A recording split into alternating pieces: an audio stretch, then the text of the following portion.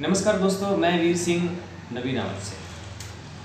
दोस्तों, आज हम रेलवे डिपार्टमेंट के कुछ अहम मुद्दों पे बात करने वाले हैं और इसमें हम रेलवे द्वारा किया गया धोखाधड़ी के मामले में हम बात करेंगे। दोस्तों, दक्षिण पूर्व मध्य रेलवे की एक सोसाइटी है जिसमें रेलवे में काम करने वाले प्रत्येक कर्मचारी उस सोसाइटी के सदस्य बन सकते हैं। रेलवे में काम करने वाले प्रत्येक कर्मचारी और किसी भी वर्ग का हो वो उसका शेयर्स खरीद सकता है और ऐसे ही कई कर्मचारी उसके सदस्य बने और सिंडिकेट बैंक ने उस सोसाइटी के साथ में एक टाइप किया और उसने सिंडिकेट बैंक ने सोसाइटी को ये कहा कि आप अपने कर्मचारी को हमारे बैंक के थ्रू हम उनको लोन देंगे और लोन रेट ऑफ इंटरेस्ट कम करके देंगे, जिसके कारण कई सदस्य ने, हजारों सदस्य ने अपने घर के कुछ सामान खरीदे।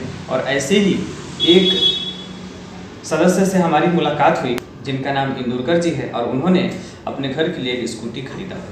दोस्तों, इंदुरकर जी अपने पे स्लिप से सोसाइटी को प्रति महीने उसका EMI पेड करते थे। सोसाइटी ने ये कहा कि लोन हमने दिलाया है, तुम पैसा हमें दो, हम बैंक को देंगे। और क्योंकि वो सोसाइटी है, ट्रस्टेड है, वो लोगों का वहाँ पे विश्वास है और इसीलिए रेलवे के कर्मचारी ने रेलवे के इस सोसाइटी पे भरोसा किया और भरोसा करने के बाद उन्होंने EMI अपने पे स्लिप से सोसाइटी को दिया। 2008 में इंदुरकर जी रिटायर हो गए और 2008 में उन्होंने सारा पेमेंट क्लियर कर दिया रिटायरमेंट होने से पहले। और इंदुरकर जी को सोसाइटी द्वारा एक NOC भी मिला जिसमें पेमेंट पूरी क्लियर होने की बात कही गई। अब 2018 में उनको एक नोटिस आया जो कि सिंडिकेट बैंक से था और नोटिस में ये लिखा था कि आपने जो स्कूटी लोन पे लिया था उसके EMI अभी तक कंप्लीट नहीं हुई है और लगभग 1 लाख कुछ रुपए की उनको वो नोटिस आया सिंडिकेट बैंक से।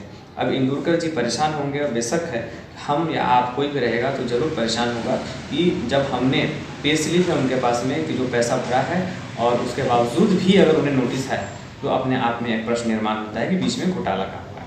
दोस्तों, ये कहानी बहुत बड़ी है, मैंने शॉर्ट में आपको बताया। दोस्तों, इस मामले से संबंधित उस सोसाइटी के कुल 17 कर्मचारी पे FIR दर्ज हुआ, लेकिन अभी तक उस पर कोई कार्रवाई नहीं किया गया है। FIR सदर पुलिस स्टेशन नागपुर में दर्ज की गई।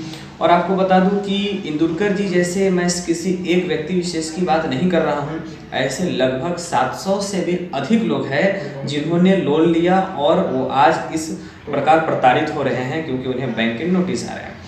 क्या नाम है आपका सर? मेरा नाम राघव लाल जी इंदुरकर।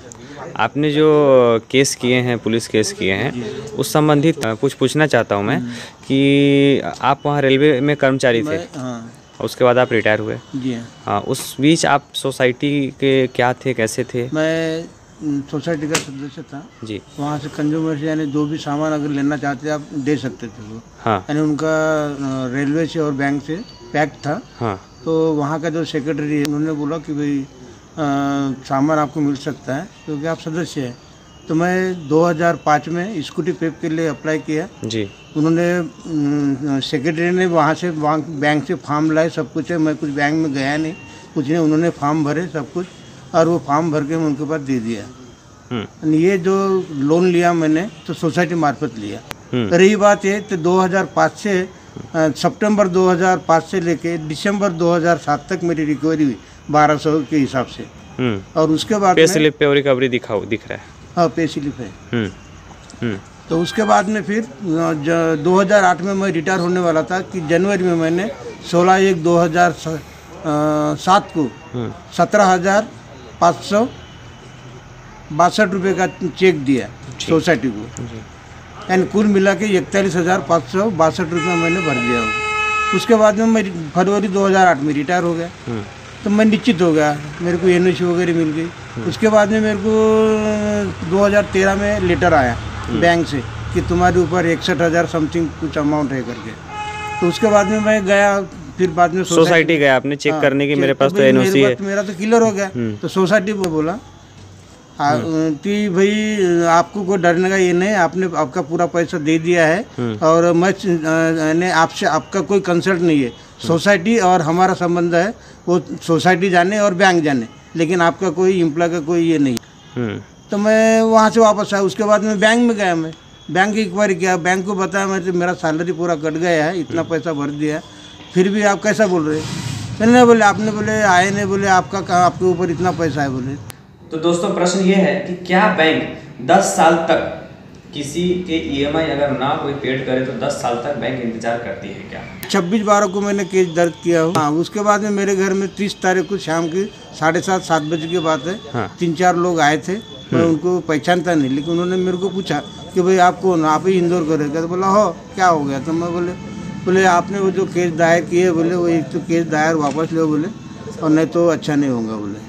ऐसा बोल के वो चले गए? अच्छे लोग बोल के चले गए। फिर आपने ये बात पुलिस को बताया? पुलिस को बताया, उसकी रिपोर्ट हमने दी है फिर बाद में 1 तारीख को। हाँ, फिर अभी तक पुलिस 26 तारीख से पुलिस ने क्या किया? अभी तक कुछ नहीं है। दोस्तों गौर करने वाली बात यह है कि ये सिलसिला और ये केस किसी आम व्यक्ति पर होता जो किसी डिपार्टमेंट से नहीं होता, और एक साधारण व्यक्ति के ऊपर अगर पुलिस केस होता तो अभी तक क्या पुलिस ऐसे ही खामोश बैठती?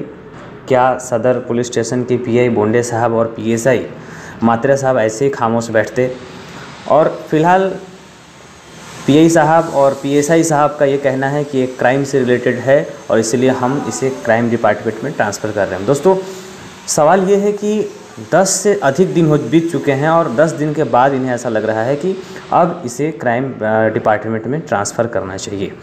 और ख़ास बात ये कि पीड़ित का अभी तक कोई बयान सदर पुलिस द्वारा नहीं लिया गया है ना। हम मेरे को अच्छा, जिन लोगों के खिलाफ आपने 17 लोग हैं, जिनमें से 2-3 लोग लगभग रिटायर होंगे और बाकी अभी भी सोसाइटी में काम कर रहे हैं। हाँ, जी हाँ, तो अभी जिस 26 तारीख को आपने केस दर्ज किया, 26 तारीख से लेकर अभी तक क्या वो सोसाइटी में जॉब पे जा रहे हैं? अभी भी जा रहे हैं जॉब। मतलब वो आराम से निश्चिंत है, जॉब पे जा रहे हैं, लेकिन 1 हफ्ता बीतने के बाद भी पुलिस की तरफ से कोई कार्रवाई नहीं। अच्छा, पुलिस ने आपसे आपका बयान लेने के लिए आपको बुलाया 26 तारीख से लेकर आज तक? नहीं, आज तक नहीं बुलाया। आज तक पुलिस ने बयान लेना भी जरूरी नहीं समझा।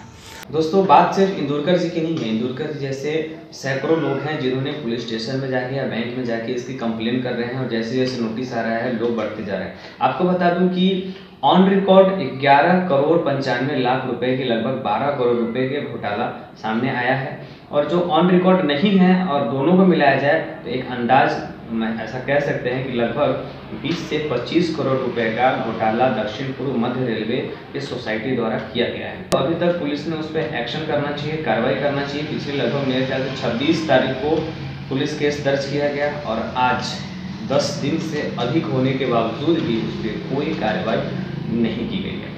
दोस्तों आर्टिकल 21 कहता है कि अगर कोई गंभीर तरह का कोई भी गुनहगार अगर सामने आता है, गुनाह सामने आता है, तो उससे तुरंत उस पर एक्शन करना चाहिए, उसे तुरंत उसे हिरासत में लेनी चाहिए। लेकिन सदर पुलिस स्टेशन ने अभी तक इस पर कोई एक्शन नहीं लिया गया है।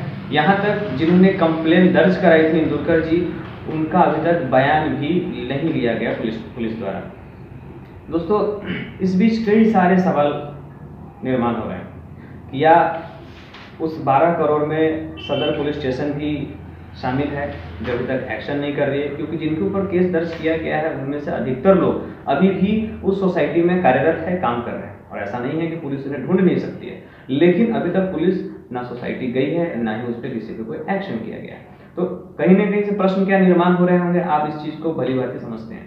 दूसरी बात, रेल के कर्मचारियों ने, रेलवे के जितने भी अधिकारी हैं, चाहे वो इससे पहले जो डीआरएम थे AK अग्रवाल जी, जो एट्रोसिटी केस में जिनका नाम सामने आया था और फिलहाल उन्हें महाराष्ट्र से ट्रांसफर कर दिया गया, और अभी जो नए डीआरएम आई हैं उपाध्याय मैडम, उनको भी लोगों ने तकरार किया। डीआरएम से पहले जो थे AK अग्रवाल, उनको भी किया।